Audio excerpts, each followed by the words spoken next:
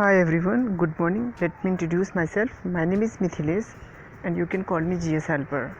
I'm here to talk about China goes malaria free with multi-pronged health strategy. This is a very notable feat.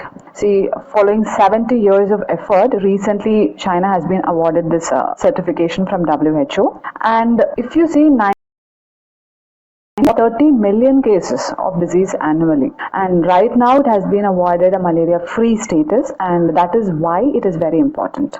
And in this context, let us discuss this article which speaks about the strategy adopted by China, which can be a lesson for the rest of the world.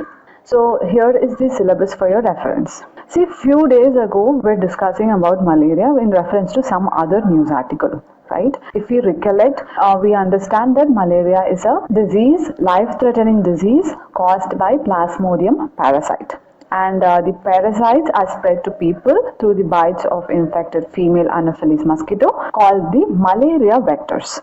And generally 5 different species cause the disease in humans, but if you see, only 2 specific species are the greatest threat. First is the Plasmodium falciparum, the next one is Plasmodium vivax. And as we saw, they are spread by mosquitoes which are called the malarial vectors. They are generally female Anopheles mosquitoes.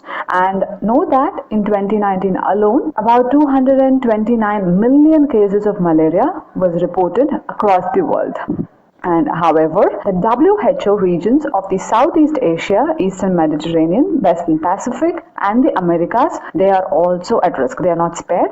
And if you see the symptoms, generally it is manifested as fever and chills, and individual acquiring malaria for the first time generally displays symptoms in 10 to 15 days after the infective mosquito bites the individual. And if they are not treated within 24 hours, it can actually turn out to be fatal.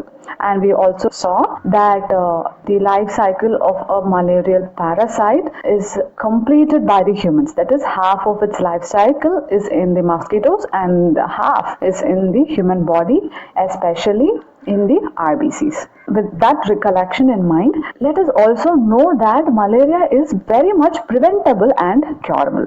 That is, globally, about 40 countries and territories have been granted a malaria-free certification from WHO. And if you see, the China is the first country in the Western Pacific region to be awarded a malaria-free certification in more than 3 decades. So there are other countries who are in Western Pacific region who have been accorded this status. This includes Australia, which was accorded in 1981, followed by Singapore the very next year, and Brunei Darussalam in 1987. And India is not malaria free. We harbor a huge burden of malaria in our country. Now let us discuss the significant developments in China's malaria elimination journey. So it started all in 1950s, where the health authorities in China, they worked to locate and stop the spread of malaria. They provided preventive anti-malarial medicines for people, and the country also made major efforts to reduce mosquito breeding grounds by stepping up the use of insecticide spraying. And in 1967, the Chinese government launched the 523 project. Remember this? It was a nationwide research program. So it aimed at finding new treatments of malaria.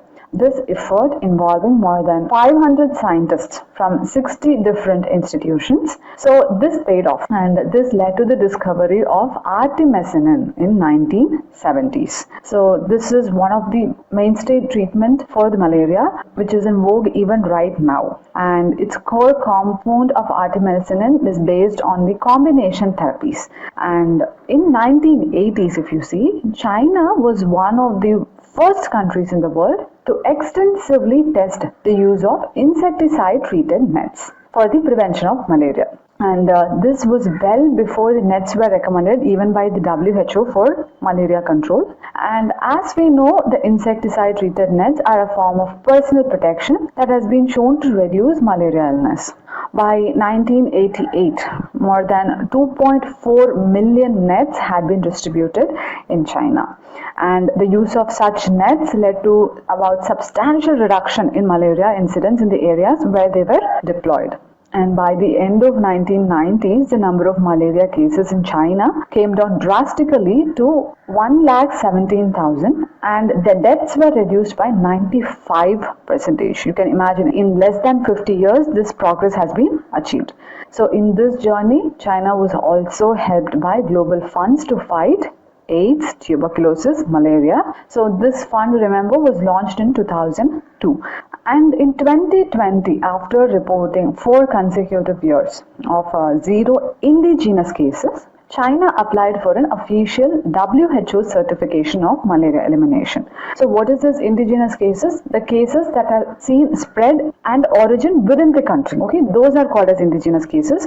But if non-indigenous cases is something that is imported from the outside. That is when a person lands inside China and that person is a carrier of malaria and they end up spreading, and that is when it is a non-indigenous cases. So for 4 consecutive years, China has not had any indigenous cases. So that is why it applied for the WHO certification. And in 2021, China was declared as malaria-free country by the WHO. So to conclude, we can say that this significant feat achieved by China shall help countries like India to realign their roadmap. And it is also a very important strategy that India can adopt to reduce its own load of malaria. So with that information in mind, let's move on to the next part of our discussion. If you like the video, don't forget to like, share and do subscribe EduJet class for more information regarding GS.